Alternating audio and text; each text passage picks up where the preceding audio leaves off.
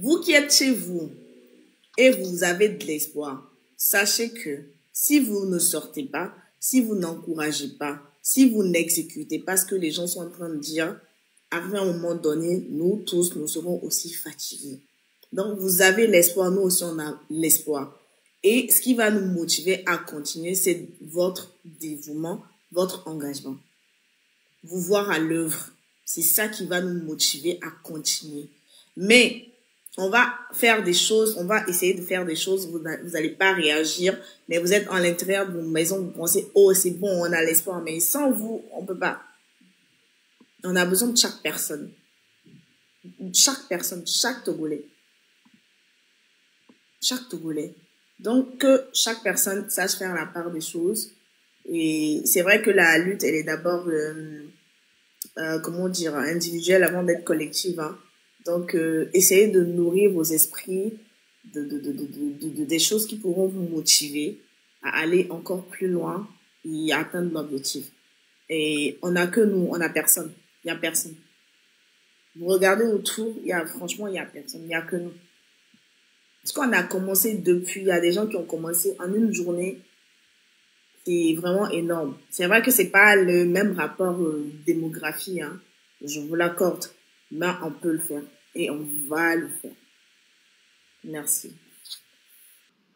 On ne meurt, la mort là, c'est une seule fois. On est né et on doit mourir. Donc il faut mourir de quelque chose. Il faut mourir de quelque chose. Parce que vous allez avoir peur jusqu'à quand, chers Togolais? Je tremble et je ne suis pas dans... Excusez-moi et pardonnez-moi parce que je suis très écœurée. Et il faut que chaque Togolais soit écœuré comme ça. Parce que c'est pas possible ce qui se passe au Togo. C'est du génocide qui se passe au Togo. C'est du jamais vu qui se passe au Togo. Et il faut que nous tous, on ait le courage de sortir. La peur serait là, mais surmontez vos peurs.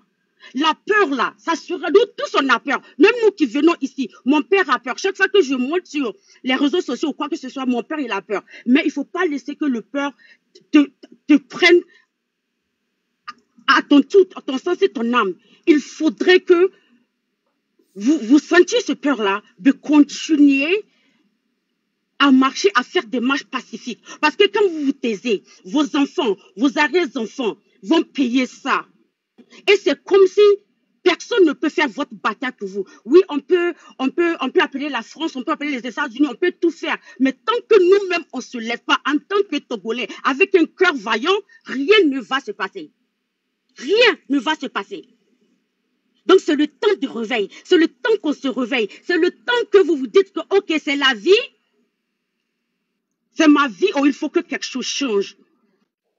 Et si eux, ils voient ça une seule fois seulement, une seule fois, du nord au sud, ils vont comprendre que vous êtes sérieux. Parce qu'ils sont là en train de mentir dans les yeux, à l'international que tout va bien. Tout va bien parce que vous ne faites rien. Tout va bien parce que vous ne vous manifestez pas. Où sont les professeurs des écoles? Où sont les enseignantes? Où sont les maîtresses? Où sont les femmes au marché? Où êtes-vous? Il y a un problème sérieux qui se passe. Et il faut que vous vous manifestez. Il faut qu'ils arrêtent de dire que oui, c'est parce que nous, on est sur Internet, on est des terreaux, mais la réalité est là. Et c'est vous qui vivez la réalité de ça. À partir de demain, commencez à vous préparer psychologiquement. La mort, là, on ne meurt qu'une seule fois. Et il faut mourir de quelque chose. Que tu le veuilles ou pas, tu vas mourir anyway. Que tu le veuilles ou pas. Okay. Donc, il faudrait que vous vous motivez à pouvoir sortir le 30 août et faire ce que vous pouvez. Vous savez, la famille Nyasingbe nous berne, nous traîne dans la boue. Et pourquoi je le dis? Et il y a des mains, père, ne choisis pas au hasard ces dates. Mokonzi a fait l'historique de la date du 30 août. Et c'est vrai. Et pourquoi 30 août? Et le 30 août 1969, c'est l'appel historique de Kpalimé pour créer le parti unique, le RPT. Et comme Mokenzi a parlé de l'année avant l'indépendance, c'est vrai. Mais pour Eyadema, qui essaie de changer les dates en sa faveur, il a choisi la date du 30 août pour la création de son parti unique. Et je vous donne des exemples aussi. Vous voyez que le 13 janvier 1963, c'est l'assassinat du premier président démocratiquement élu, Feu Sylvanus Olympio.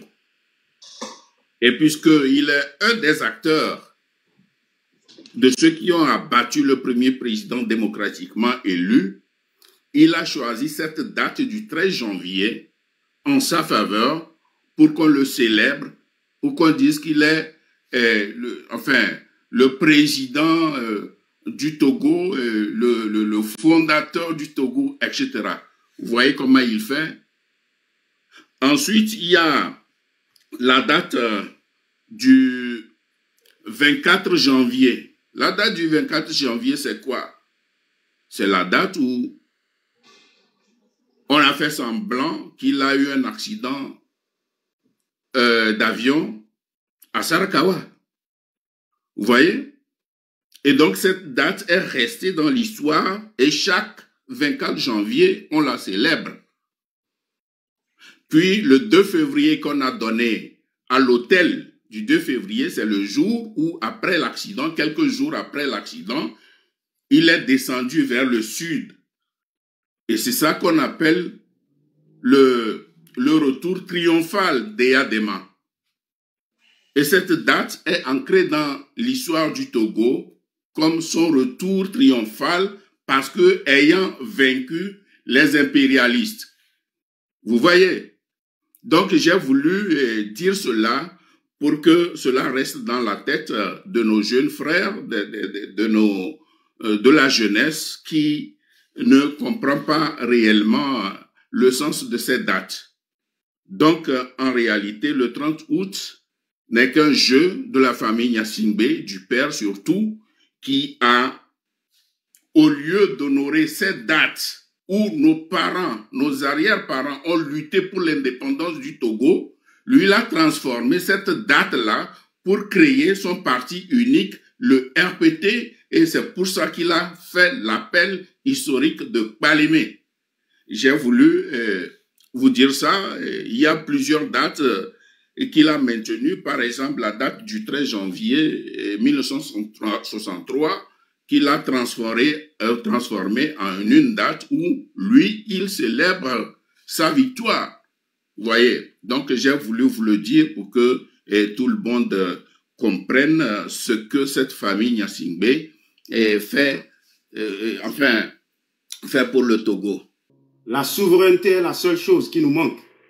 Oui, nous sommes conscients des fléaux qui gangrènent la société togolaise. Oui, les dénonciations étaient une phase, mais voici le moment de nous conscientiser et de changer de paradigme.